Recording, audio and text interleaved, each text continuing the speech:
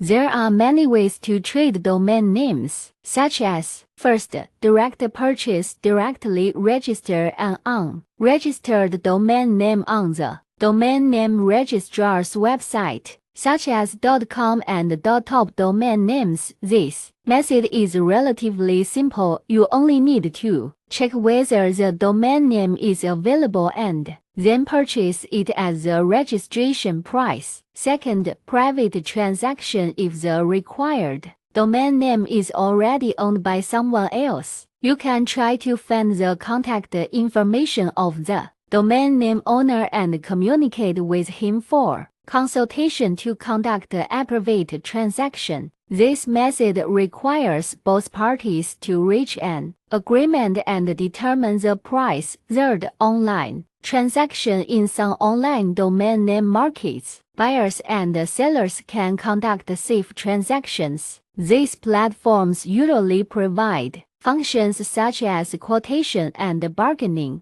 as well as guidance on domain name transfer. Fourth, auction purchase. Some domain names are sold through auction sites. Buyers can find ideal domain names on these platforms and bid for them before purchasing a domain name. You can ensure the legitimacy of the domain name by querying the domain name information. You also need to check the status of the domain name to ensure that the purchased domain name is active for normal use. After purchasing a domain name, you need to pay attention to the renewal management of the domain name to avoid being preempted by others after the domain name expires.